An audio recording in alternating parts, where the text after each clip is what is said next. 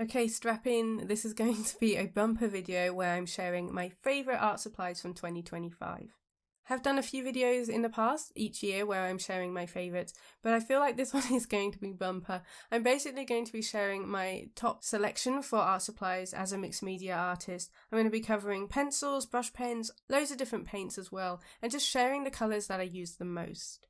It can be very tempting to buy big multi-sets of things, but I'm definitely a believer in buying the colours that you're going to use. So if you're a mixed media artist, then I hope this is helpful, especially if you are nature and landscape based. I've noticed that a lot of my colours are definitely leaning towards that way because I do paint a lot of nature art. So I hope this is helpful. Let's get on with it because this is going to be a long one and I hope you enjoy. Okay, so one of the art supplies that has never been in my supply favourite videos before is watercolours, and that's because I only started using them in 2025. So I have got my watercolour palette here. As you can see, it's very, very loved. I'm absolutely loving watercolour, and I'm going to be sharing probably a video in the new year where I share my lessons from 1 year on with using watercolour. I've definitely noticed some of the colours that I'm reaching for the most, so I'm going to be sharing those shades and the brands today. There are quite a few because I'm not very good at limiting myself. Obviously I have all these supplies and as a mixed media artist it's a good excuse, but I'm going to be sharing my favourites now. I will also be putting swatches on screen so you can see how the colours look. Okay, so first up is by Schmincke. This is Buff Titanium. This is their Horadam Aquarelle range. This pigment is PW6-1, and yeah, I do use this a lot. I use it a lot as mixing. I think because it does have a lot of white pigment in it, it's more like gouache, so it's pretty opaque. It's great for buildings, but also paths in my landscape. Next up is Daniel Smith Indigo. I really love Daniel Smith watercolours, and this one has been a go-to for my dark tones. I've really enjoyed using this for mixing as well into my greens, and this is definitely a staple in my palette and one I highly recommend. Then we have one from a small business, which is in my palette here. This one is Moss Green by Sylvi's Watercolors.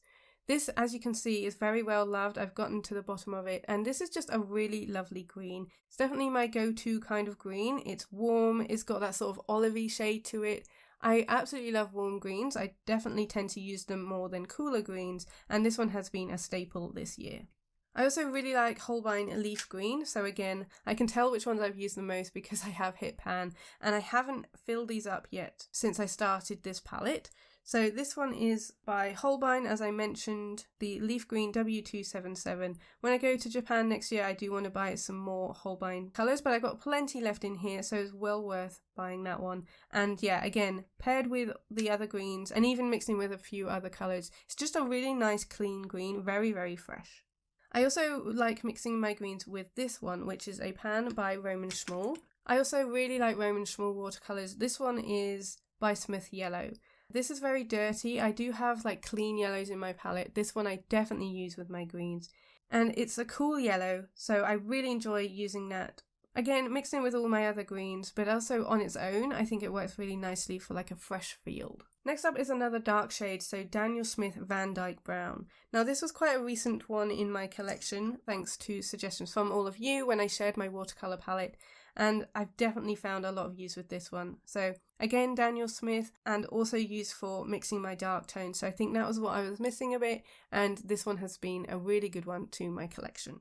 Now the next one I want to mention is Szmal's Lavender. That's not even close to hitting the bottom, but I've loved using that, especially in the summer. Really lovely shade, and again, I really like the feeling of Szmal paint, so I definitely recommend that one if you're looking for more brighter colours.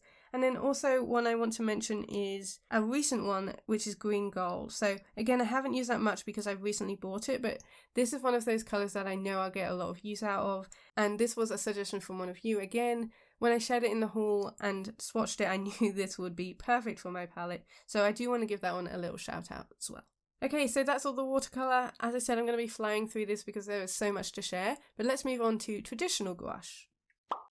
Okay, so I keep my gouache in this little tin. I do have a basket of gouache, but these are my go-to colours, so whenever I'm working in my sort of comfort zone or when I want to paint a landscape, I will go to this tin. There are a few other colours in there, but this is definitely my style of colours. I do have a set colour palette, so I want to share them today. A lot of them are quite different actually, so when I've shared my favourite gouache in other years, there's been sort of set ones, whereas this year there's been a few new additions. So the first one is by Holbein. This is their traditional gouache, G573, and this is Smalt Blue. I loved using this when I went to Portugal earlier this year, and it does pair beautifully with my other colours in my palette.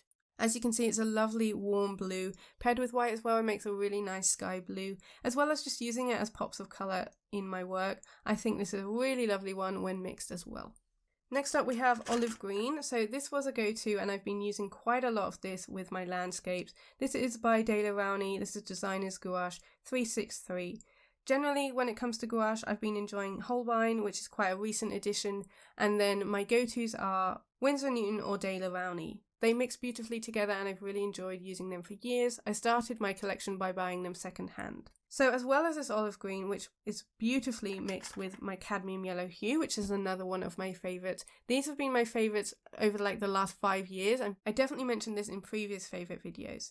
I used to mix it with chromium oxide, but olive green has taken that spot now. And again, these two paired together can create a really lovely range of greens, especially my yellow toned warm greens, which I love using in my landscapes. So this one is again Rowney. This one's cadmium yellow hue 620. So one that I also want to mention, again from that recent haul, is the Holbein Elm Green. This is one of those where I swatched and I just knew it would be a favourite colour, so I do want to give this one a shout out. This one is definitely going into my regular collection that I'll reach for a lot. The last one I want to mention is Payne's Grey 065, again by Rowney. And this has just been great for creating dark tones, but also mixing with white for sort of mountain views, if you're doing those in your landscapes, or even the sea as well. I think this is a great mixing colour and perfect for adding dark tone to my work. And then another recent one is Sepia. So I used to use Van Dyke Brown by Rowney. That ran out and I haven't looked for that one again because I was recommended this one by Holbein, and again I love it. This is G600 Sepia. So another one that I use a lot for dark tones. It's great for mixing in with greens as well when I'm doing forests, obviously for tree trunks. Just a really good one for my collection. So one I definitely recommend.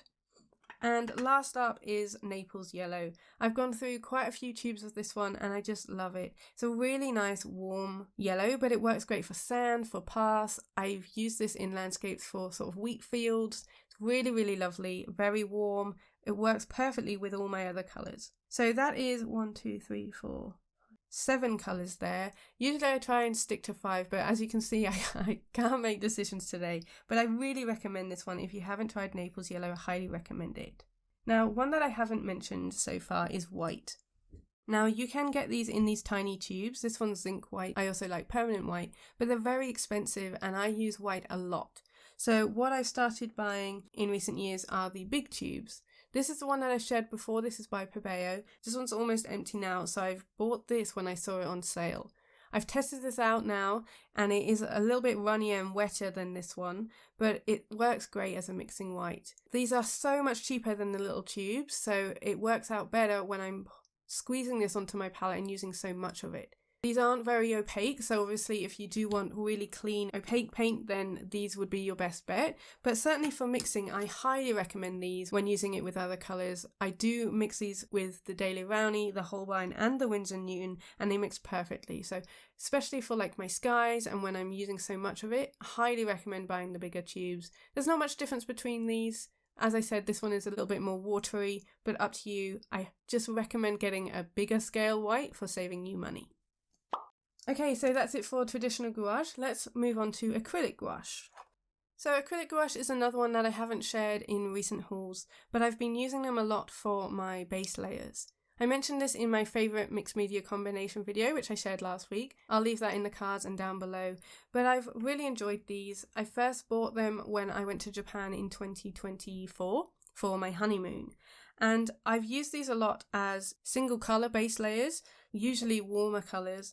But I've also enjoyed using them as prepped backgrounds, so creating lots of different textures and mixing them together. These are my go-to colours, so I do also use some blues, especially when I'm doing nighttime scenes, but generally I think this palette works really well for me. These are all Holbein gouache. This is acrylic gouache, so it doesn't get reactivated like traditional gouache does. This dries completely matte, so it's better for me than acrylic paint.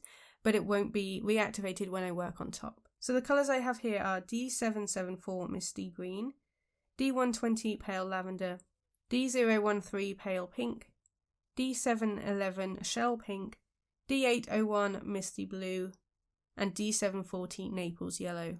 These definitely have more of a pastel vibe to them. I really like working with them. I do want to get some more when, again, I go to Japan next year. But I really like these. I love the colours. I think Holbein has some really lovely shades. And what I love about these is I don't tend to have to mix them up myself. While I do mix quite a lot with my traditional gouache and my watercolours, with these I can just put it straight down and we'll use them straight from the tube. So they're really, really quick, they dry fast, and they're great for my background layers. Okay, so let's take a little break from these and talk about sketchbooks. So I have 3 that I want to share. Now obviously we all have different preferences when it comes to sketchbooks, and I don't think there's one that fits all. So I have a few that I reach for depending on the mediums I use. My go-to for certainly daily art and the most of my mixed media is the Royal Talens Art Creation Sketchbook. I love these. You'll see that I talk about them all the time on the channel, and these are what really got me into sketchbooking. They're very inexpensive, so they're very low pressure to create in. I did my daily art challenge mostly in one of these, and they're definitely close to my heart for that reason. I really like how affordable they are. You can get them in different sizes, so the larger ones and smaller ones, but my go-to is this 13 by 21 centimeter size. I prefer the ivory toned paper, so you can get the white ones, but the paper is different, so I prefer this ivory toned one, and I can use gouache really well in here, most of my medium, except I would say watercolor. You can use watercolor, but you have to be a little bit careful. It does dry pretty quickly, so that's a really good segue into my next recommendation, which is the Hahnemuehle watercolor book. So this is a sketchbook I bought when I first started using watercolor. It's very white. I have got a video reviewing this on my channel, so I'll leave that linked as well. If I run out of links up there, I'll just leave it in the description box.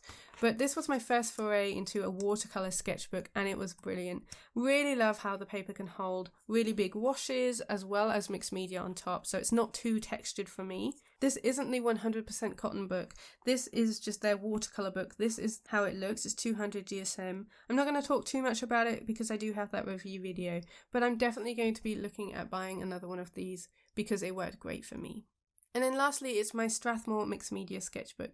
This is the 500 series. I'll leave a link to the exact one because there are quite a few, but the one that I prefer is the soft cover, and I just really love the size. It feels really big. It feels like there's enough space, but it's not too big that it's daunting. It's pretty smooth. There's a little bit of texture, but it means that I can use most of my media really nicely on here. It takes watercolor, it takes gouache, it takes me throwing acrylic all over the page, and the paper handles things brilliantly. So this is the one that I've got, the 500 series, as I said, and this is 100% cotton paper, which is probably why I love it so much, but I think the price is really reasonable for the size. But really recommend this one. It's definitely one of my go-tos and one I keep repurchasing. Okay, let's head back to art supplies, and I want to talk about Neocolors. These have definitely been in my favourite supply videos before, and I have got my pot here with some of my favourites, but I'm only going to call a few of these out. Now, most of these haven't changed from previous years, but there's been a few new additions. So my go-tos definitely are the Cobalt Blue 5%. This used to be called like Cobalt Blue Hue. I think they've changed some of their namings, but this is perfect for my skies. I use this one all the time. And then also another one that's been a regular on these videos is Light Olive 40%. Really lovely green. I tend to not use these on their own, as I mentioned in last week's video. I do use these for extra texture and also pops of colour. But these two, they work perfectly together. As a nature artist, I highly recommend them. The other one that I recommend quite a lot is the dark olive. That pairs beautifully with the light olive, as you would expect. And again, it's that sort of yellowy green that I love. Now, I do want to mention this one, which is the special edition Cuba green, but unfortunately they don't sell these individually at the moment, so Caran don't do open stock on their special edition ones. This was from their 50th anniversary sets. So until they do that, I'm not going to recommend that one, but that's a great sort of middle ground in between these two shades. Another one that's been a go-to throughout the years is this one. This is Sky Blue, or Blue Lavender sometimes, because it's definitely not sky blue in my eyes, but This is very similar to the Holbein Smalt blue. It's got a lovely warmth to it. It's kind of between a blue and a purple, and I use this a lot for my pops of colour. So I do like to finish my paintings with lines on top of my work just to highlight different edges, and this is definitely one I use a lot, as well as Salmon Pink. So this is another one that if you've seen my previous videos I always recommend. I really love this for adding warmth to a piece, and again for my pops of colour. Now, one that I've really got to use a lot this year is Chinese green.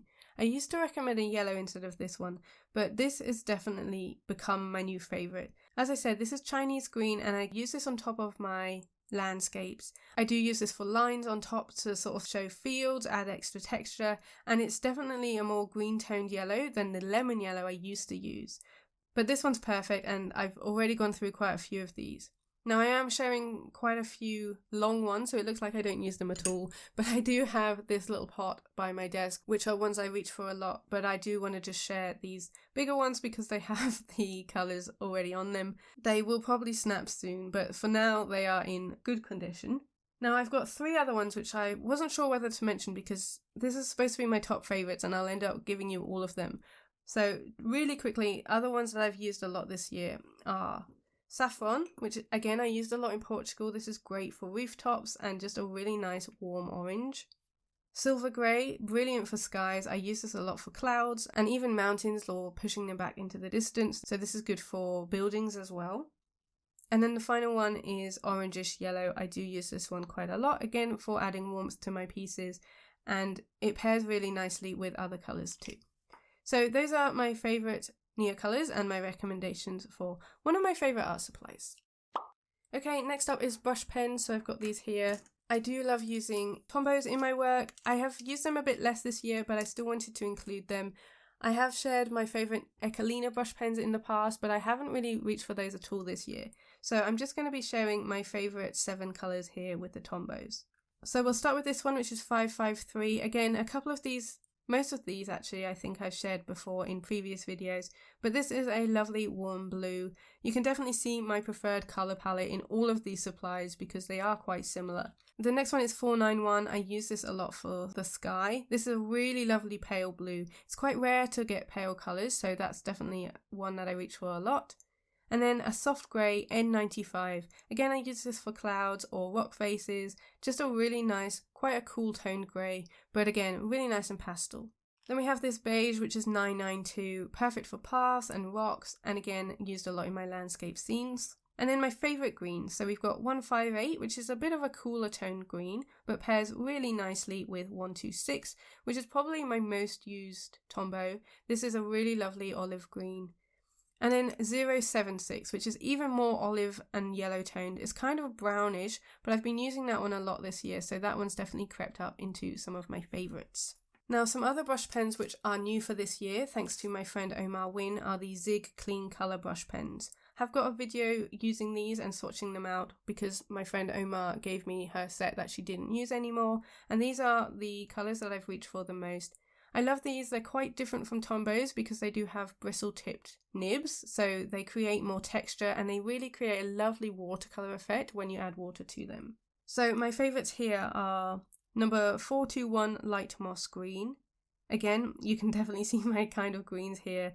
This one is number 046 Mid Green, so again another yellow toned green. They pair really lovely together. Then we have 303 Shadow Mauve. This is a lovely blue, again for skies. So it's similar to the Tombow brush pens, but this is what I use if I want a bit more texture. And lastly, number 607 Milk Tea, a really nice soft beige. These are lovely and soft pastel colours, so I like using those in my work. Okay, we're getting there, I promise. Next up I want to talk about coloured pencils. So my go-to coloured pencils are the Caran Luminance 6901. Now again, there's quite a few here that have been my staples for many, many years, so if you've seen those videos, you'll know what's coming. So we'll start off with the greens. So we have got the Dark Thylacine Green 719. This is a really dark tone and it's brilliant paired with these other greens I'm going to recommend. I use this a lot for adding on leaves and details on top of my paint layers. I used to recommend Chromium Oxide Green in the Luminance, but that has been overtaken by Moss Green 225.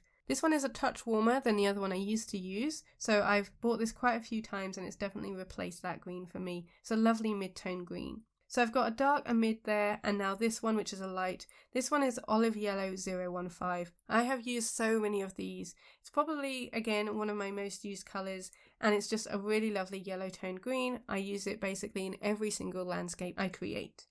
Okay, another one that's always in my favourites is 661 Light Cobalt Blue. Again, for skies, for water as well, it's perfect. Just a really nice warm toned blue. And Dark Indigo. These are definitely ones I share every single year because I use them the most. This one is 639, and again, it's a really nice dark tone. It's a very, very dark blue, but you wouldn't necessarily know it. I love using this as the dark tone in basically everything that I do when I need a dark colour on top. Then we have Terracotta. This one is 044, a really lovely, warm, sort of reddish, orangish brown. I use this a lot for buildings, but it's also really nice just to add that warmth. You can see that it works really nicely as a colour palette here. And then lastly, this is a new favourite that I've noticed myself using a lot in 2025, is Middle Verdigris 713. This is a very different green to what I usually go for, as it is a lot cooler. It's a lovely pastel colour, and I have been enjoying pairing some cooler greens with my warmer greens this year, and this one has been brilliant, so I really recommend this shade. Okay, so I do love coloured pencils. You'll have seen in some of my other videos all of the pots on my desk, but my other favourites that I've been using a lot this year and want to share is the Derwent Drawing pencils. Again, I've shared a few in past videos, and I've got a few new ones to share with you today. We're going to start with my OG, which is the Derwent Drawing Chinese White 7200. My favourite white coloured pencil. Really love this one. It's very, very opaque, and I absolutely love it. Feels really nice to use. They're pretty soft. I do have a video about Derwent Drawing pencils on my channel, reviewing their original 36 set and also their newer 72 set, which they recently came out with.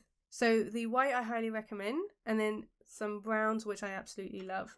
So first up is my most used, which is Sepia Red 6110. Again, warm brown. I really love warm colours, as you'll have been able to tell from this video. This is a lovely mid-tone brown. And then the other one I like to pair that with is Warm Earth 5550. This one is lighter, they pair together beautifully. This is great for tree trunks and yeah, a lot of nature work, definitely on the warm side. A new one for this year is Chocolate 6600. This is a really dark tone brown.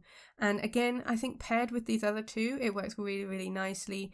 I sometimes use this in place of a dark indigo if I don't want to use that sort of blue toned dark colour. This one is brilliant, so definitely recommend Chocolate. Okay, greens next. So we've got Olive Earth 5160, probably my most used green when it comes to Derwent Drawing. I really recommend this one. And then a new one from their new 72 set, which I absolutely love, is Fresh Green 5095. Again, it's got that yellow tone in it. It's a bit darker than the olive yellow from Luminance, but paired together, they are a beautiful combination. Then we have Warm Grey 7010. I feel like warm greys are quite hard to come by, so I love this one in the Derwent Drawing.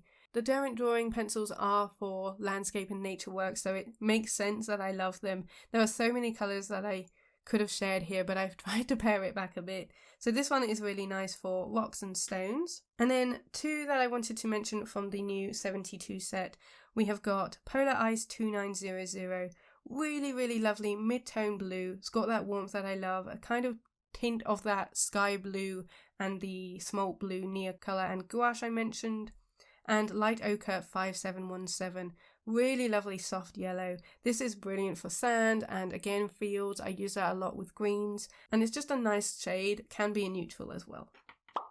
Okay, we're almost there. We have got Derwent Inktense next, which is an art supply I absolutely love. I've got a video on my channel for how to use Derwent Inktense because they are a super versatile medium. We're doing a month on Patreon where I'm using them all month, and I just love how playful they are. So I've got the Derwent Inktense blocks and also the Derwent Inktense pencils. They do have the same colours in each, so it depends on what I'm using it or how I'm using it, depending on which I reach for. The Derwent Inktense blocks I love to dip into water. I've shared more about that in last week's video, and again, it just makes me very playful with my mark making. The coloured pencils I tend to scribble down and then add water, but I definitely have my favourite colours in these. We have got Sherbet 1100. Here is the pencil version, sorry, it's Sherbet Lemon, but I use the block mostly for this one. Again, paired with my greens, I scribble this on and I smudge it out with my finger. It's very similar to the Chinese green, but in an Inktense form, so these are water soluble as well. Then we have this green, which is 1720. Use this a lot for Norway month on my Patreon. Definitely sort of browny ochre, so I really like pairing that alongside this one, which is leaf green 1600. Again, I use this a lot in the pencil form as well, so leaf green is definitely a go-to. It's kind of like a dark olive green and just great for my landscape work. Then we have a brown, so this is a really dark tone brown. Sometimes it can be difficult to tell what colour it is when it's in the block, so swatching is quite important with these. But this is brilliant for, as I said, a dark tone in my work, for landscapes, for adding in rocks and boulders and trees. This is definitely a go-to. This one is 1980 dark brown. 1730 is another that I absolutely love. This one, again, I use paired with all these other greens, so that I don't tend to just use one, I pair them all together. Some other colours I want to mention, I do use a lot of blues when I'm doing my winter scenes, which I'm focusing on Patreon this month. So Lagoon 0810 is beautiful, really lovely blue, slightly warm, definitely mid to dark tone. And then also Thistle, so 0720, I love dipping this also in water and activating it on my page. This is a lovely purple tone. I use this quite a lot in summer, again, for my pops of colour on my paintings, but this could definitely work as an autumn winter colour as well. It's definitely a warm toned purple, so highly recommend those. Okay, so on to the final part of the video where I'm just counting it as other, so the other things that I use in my work that isn't necessarily pencils or paints. First up is the Sailor Fude de Manin fountain pens. So I mentioned these last week. I use these a lot when I'm doing line work. These are my go-to fountain pens when I am using outlines, and I use this a lot with my watercolors. I have two here loaded with different inks, the 55-degree green one and the 40-degree pink one. These took a little bit of time to get used to. The 40-degree one is probably not as much because the angle isn't as harsh, but I love the variation of line you can get with these. By changing the angle that you hold this, you get thicker lines, so obviously you get very, very thick ones and really thin ones when you turn it over. So I love the variety of lines that you can get here. I think that's why I love using these the most rather than just sort of a fine liner. I've loaded these with ink that is permanent, so it won't get diluted when I add on my paint on top. Now, I've tried different inks before. I've mentioned sketch ink in the video where I tried out that Fude de Manin for the first time, but it clogged my fountain pen, and the ones that I found are the best for me are the De Atramentis document inks. So I've got two here. My pink pen is filled with sepia brown and the green one is document ink in black. These are brilliant. I bought these from Cult Pens here in the UK and I highly recommend them. They are handmade ink made in Germany. I don't know that there's much more information on them, but they are permanent ink, so they're not water soluble. That's really important for me when I put down my line work and then add watercolour on top. I don't want the ink to run, I want it to be as crisp as I put it down. So these are brilliant, they don't clog my pens, even when I haven't used them for a while. I do store my fountain pens lying down, I think that helps, but definitely recommend these De Atramentis inks, which were recommended to me by Liz Steele. Okay, sharpeners. I really like the Coombe automatic long point sharpener. I had an earful from all of you when I was sharpening with one of my other pencil sharpeners when I was comparing a couple of brands of pencils earlier this year, and a lot of your recommendations was for this one. I can see why. It works really, really well. It's got replacement blades, which I need to remember to swap in and out because I kind of forget that they go blunt, so a little reminder if you do too. But you sharpen it in the first and then it creates this cylinder of lead and then you sharpen that again in the second hole. And yeah, it's been brilliant. I haven't had any problems with this. I also like that it does have the compartment so I can take this out and about and bring my sharpenings back instead of just having them loose in my pencil case. So highly recommend that one, and thank you to all of you guys for recommending this for me. Next are these Penco Clampi clips. I bought these really cheap in Japan. They do sell them at London Graphic Centre, but for a marked up price. These are great for holding my paper. I use these when my sketchbook is quite full, but also when I'm out and about to stop the pages flowing away in the wind. It's also helpful because in my sketchbooks I do separate my pages with greaseproof paper, so I get asked a lot how the Neocolors don't smudge, and I use paper like this. So greaseproof paper is also a supply that I highly recommend, which maybe you wouldn't expect as an artist, but this just protects the art. I have about 5 that I cycle through as I create, because it's the pressure from the other page that is causing the art supplies to transfer. So earlier on in this book I don't have any. It's only in the recent pages where I will be using that. The clips are helpful for stopping that from blowing away, but the greaseproof paper is helpful to keep your art nice and clean. Then we have my De La Rowney Tear Off palettes. I use these a lot. I have quite a few of them. I will put it on screen because I've torn off the front page, the ones that I use. I'm pretty sure they're the ones for acrylic and oil. This is all filled with gouache. I also use this for ink when I'm not just putting it straight on the page. And then because this is traditional gouache on here, I can reuse it. But when I'm done with it and want a fresh sheet, it just needs to be torn off like that, and then I'll keep these, and I use these for collage. So I've got a whole folder of these where if I am playing with collage, I'll just cut it from here because I love the texture that it creates. But these are brilliant and I highly recommend them. I've tried some cheaper ones in the past and they weren't as good. So those are my go-to paper palettes. Okay, and now very finally we have brushes. If you're still here, thank you for making it through this video. But these are my go-to brushes. These are the ones that I found myself reaching for the most in 2025. So first up we have these from the Pigeon Letters. So I tend to use quite a lot of round brushes. I really like the De La Rowney graduate brush. So I've shared that on my channel before. I still really love this one. This is the size 10. That is my most used brush size. And then I've also got a round 16 by the Pigeon Letters, which were kindly sent to me by Peggy earlier this year when I was teaching a workshop. So round brushes are my go-tos. I really love them. I like that they have the tapered point at the end, and I can also get quite thick brush strokes with them as well. Another one I love is Artway. That's a UK brand. These are mop brushes. I bought a set of 3. Really lovely, perfect for my watercolor. And again, I've got that tapered tip. I really like brushes where I can get a variation of marks. I'll leave a link to these down below, as with everything that I'm sharing here, so it will be quite a full description box. Next up are the ProArt Omar Win brushes. These are quill brushes. These came out earlier this year and I love them. Omar is a friend, but I absolutely loved using these with my watercolor. It felt really timely that these came out alongside my watercolor journey. Again, I can be really loose and free with these. I really like the feel of these brushes. They feel quite special, so I'm a little bit more careful with them, but I highly recommend that one. And then at the same time, Emma Block also came out with some brushes with ProArt, and these are her gouache range. So I've got a round and a filbert here. So I don't often use very detailed brushes, but when I do, these are the ones I reach for. They're very neat and clean. I love the feeling of these, and I've been careful with them, so I've treated them really well. When I'm adding on small details with brushes, these are the ones I reach for the most, so they've worked beautifully with my work when I do need them. So that's everything. So I've got art supplies everywhere on my desk, but I hope this video has been helpful. My favourite art supplies from 2025. Lots of recommendations here. Hopefully I haven't overwhelmed you, but I do hope it's helpful for you to see the art supplies I use the most and the colours that I use in my work. Let me know if you have any questions. I'd love to hear your thoughts down below. If you agree with any of them, or you think there might be some that would... Maybe I shouldn't suggest more recommendations because I don't know that I can fit any more in my studio, but I love to hear them. I love buying art supplies and using them, so feel free to share in the comments. A huge thank you to my patrons. Without them I wouldn't be able to create these free videos here on YouTube or buy these supplies, so a big thank you to them, and thank you to you for watching. I can't wait to chat to you all in the comments, and I hope you have a lovely week ahead. I will see you next week in my new YouTube video. See you later!